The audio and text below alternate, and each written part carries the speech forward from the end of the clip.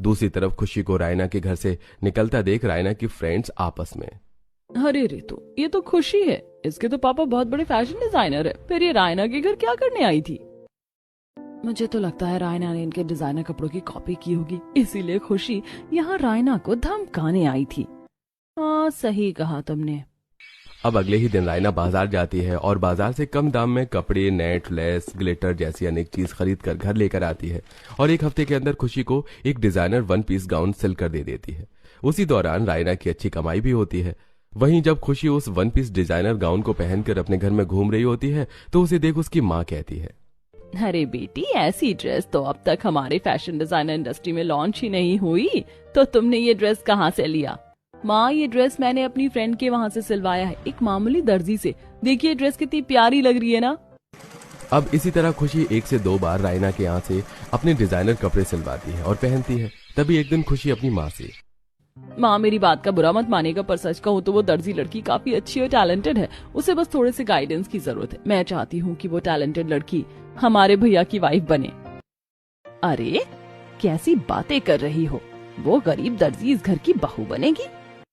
सही कहा नंद जी, आप भी ना पता नहीं किसी भी ऐरी गैरी को इस घर की बहू बनाने को कह रही है। अरे कोई स्टैंडर्ड भी तो मैच होना चाहिए। हम एक फैशन डिजाइनर हैं और वो एक गरीब दर्जी। माँ, भाभी, आप मेरी बात समझिए, मैं कह रही हूँ ना कि वो बहुत टैलेंटेड है, मेरा यकीन कीजिए। चल ठीक है, मैं कर लेती हूँ तेरी बात पर यकीन, पर तेरे भाई को अगर वो पसंद नहीं आई तो माँ, आप एक बार भैया से बात करके देखिए। अब उसी रात खुशी अपनी माँ के साथ ये सारी डिस्कशन अपने भाई से करती है उसके कमरे में। देखो, मुझे तो कोई एतराज नहीं है, अगर माँ और तुम्हें पसंद है तो। चल, अब जब तूने इतना कह दिया है तो एक बार मैं खुद उस लड़की से मिल लूंगी। अब खुशी अपनी माँ के साथ रायना के घर पहुँचती है, जहाँ रायना सिलाई मशीन पर कपड़े सिल रही होती है और उसके चारों तरफ हैंगर पर डिजाइनर कपड़े टंगे होते हैं। वहीं उसकी माँ बैठकर कपड़ों में तुरपाई कर रही होती है। अरे आप लोग कुछ सिलवाना था क्या? अरे तुम, क्या हुआ? अपनी माँ के लिए भी कुछ सिलवाना चाहती हो मुझसे? वैसे मेरी बेटी कह तो सही रही है, इस गरीब लड़की ने काफी स्टाइलिश और डिजाइनर कपड़े सिल रखे हैं।